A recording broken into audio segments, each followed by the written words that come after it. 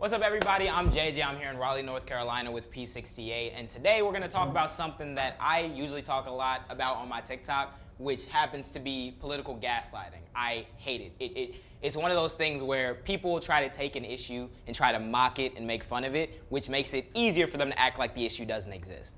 A good example of this would be, we're gonna look at some videos. It starts from like a top-down level, but it's on every level, from influencers to mainstream politicians, and you will see what happens when we dive into it and exactly what I'm referencing. So we're gonna begin with a video of a creator that I've mentioned before and see what it's about.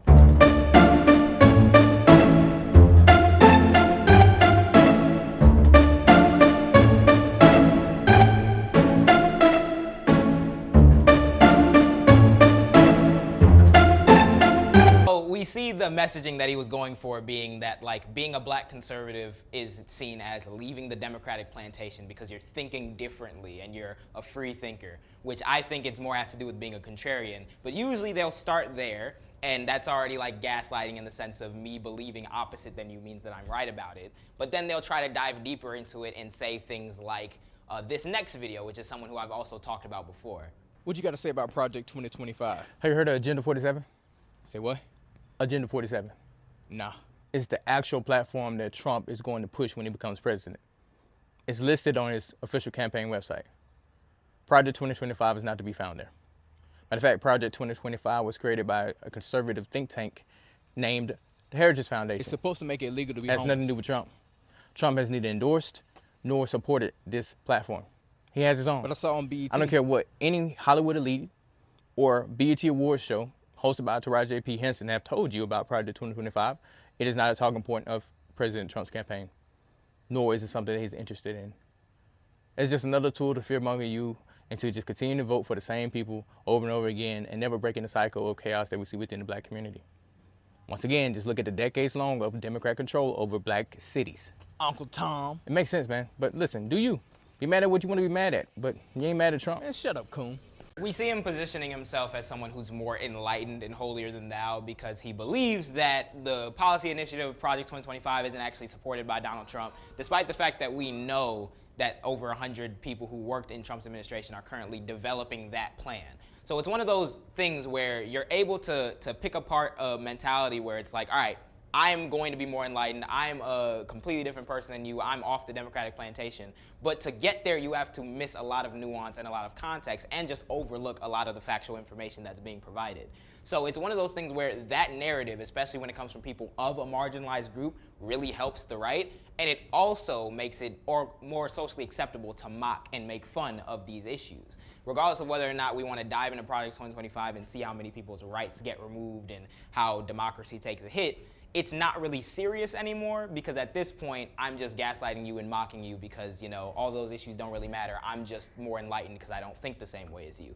And we see the mocking of racism that enables this stuff to happen at a top level too. We have J.D. Vance talking recently about Diet Mountain Dew. It is the weirdest thing to me. Democrats say that it is racist to believe, well, they say it's racist to do anything. I had a Diet Mountain Dew yesterday and one today. I'm sure they're going to call that racist too, but it's good. I love you guys. But never mind how weird it is to talk about drinking Diet Mountain Dew. The underlying thing that irritates me is that the concept of everything being racist disarms one to being able to analyze what is real racism. So that's part of the strategy as well. The thing that connects the through lines between the content creators and people like J.D. Vance is that when you disarm the legitimate talking points of, hey, people that you align with, people that you vote with and support have done things like gutted voting rights, are trying to remove access to abortion, are trying to send black people back years. When you disarm that by saying, well, the left thinks everything's racist, including Diet Mountain Dew, you'd be surprised how many people immediately shut off their mind. It's like, that's right. But the problem being, you are effectively now mocking the situation and you're trying to minimize it while that is the only thing you talk about. So it's like one of the questions I ask is, if racism is not so much of a problem, then why is it that so many people, regardless if it's black conservatives or J.D. Vance, make it their entire identity to deny racism existing? You'd think that if we're in a society that's post-racial and we don't have to talk about it anymore, that we would just not talk about it anymore. But they try to paint the narrative of, oh, you're trying to frame everything as racist, which is why we have to talk about it, when they're the ones always on the defense being like, that's not racist, I'm not racist, instead of asking the question, why? The question why is one of those things that always gets demonized. And it doesn't stop at J.D. Vance. It also continues into Trump, where we see in the waking of the murder of Sonia Massey, somebody in my college community, we see what his perspective on policing is and why that's so pertinent to the black community because of the relationship between black people and the police in this country. That we're going to give immunity to police so they can do their job. I'm giving federal immunity to police officers so they can do their job. And again, people will gaslight by saying like, oh, well, Trump couldn't really do X, Y, Z, or he doesn't have the votes to do X, Y, Z. The problem isn't necessarily the procedure, it's the popularizing of the idea. So the fact that you're framing it as they just need to be able to do their job and they need to get immunity for them to be able to do their job neglects from the fact that oftentimes their job through data is proven to be racially discriminatory towards black people, towards minorities, towards poor people. So when you frame it as, oh, they're just doing their job and we need to support them and give them immunity, not only is it tone deaf on a sense because, you know, Sonia Massey and that whole police interaction, but also you're mocking the aspect of, hey, policing in this country has a real world effect. And when you couch it as something as black and white as, well, they can't do their job now, let's give them immunity, that deletes the nuance from the conversation because the one thing that everyone involved in this so far hates is the concept of nuance. And at this point, they get really brazen with it. It doesn't need to be any sort of honest review of people or policy proposals. It's just, you stand for the bad thing in my opinion because I haven't looked into it, so I'm going to smear you. An example of this would be a video that went viral recently with current presidential candidate Kamala Harris and current vice president. I, Kamala Harris, am your Democrat candidate for president because Joe Biden finally exposed his senility at the debate. Thanks, Joe. I was selected because I am the ultimate diversity hire. I'm both a woman and a person of color. So if you criticize anything I say, you're both sexist and racist. I may not know the first thing about running the country, but remember, that's a good thing if you're a deep state puppet. I had 4 years under the tutelage of the ultimate deep state puppet, a wonderful mentor, Joe Biden.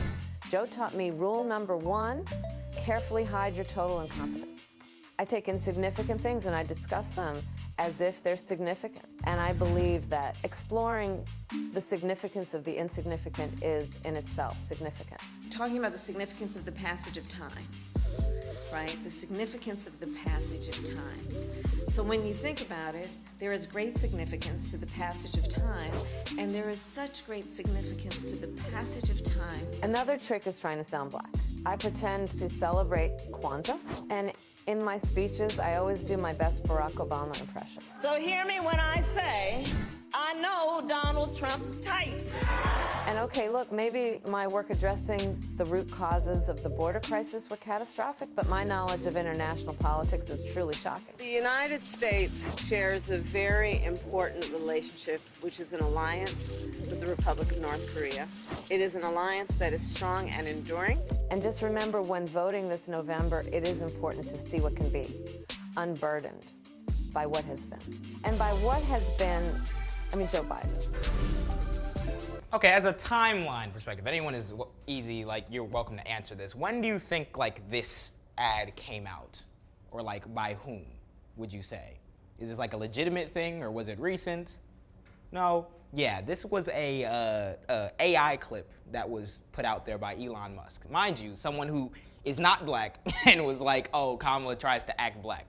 The thing is, and you'll be shocked at how many people are mobilized by whatever garbage that was, but you see the coded language in there. You see the, oh, I'm the ultimate diversity hire. Mind you, we're talking about American politics. The whole thing about American politics is you go out, you make your voice known, you get people to vote for you, something that Kamala has done over and over again. But because of her identity as a black woman, she must be ultimately a diversity hire. So he couches it in, oh, if you criticize me, you're already sexist and racist, but then says the sexist, racist thing right there. So it's like, the mocking and the belittling of these concepts as a serious like topic disarms people and allows them to fall for the, oh, well, Kamala said a weird thing one time, or attacking an American politician for using flowery language, as though that's never happened before. So it's one of those scenarios where even people from the top to Elon Musk who aren't directly involved in politics but have a lot of eyes on them, to people who are presidential candidates, to even social media influencers, they're all playing this game where racism isn't that much of a problem. It also doesn't exist, but simultaneously I need to say it doesn't exist or else you think the wrong way about me. And also I'm gonna gaslight you about the very real instances in which you can point to it, and then call myself more enlightened and more smart for having not dug into it, but telling you everything that you are concerned about isn't the case. It's a really insane game, and I think it's something that we all need to analyze moving forward, and you need to keep in your mind as a voter, especially coming up. Because a lot of people get their information from people like me, and a lot of people are gonna be subject to a lot of these same narratives, and having the tools to go in and disarm them off jump is one of the biggest things that we need to do in order to inspire people to vote and keep them educated on what they're actually voting for and against. But yeah, that's been me.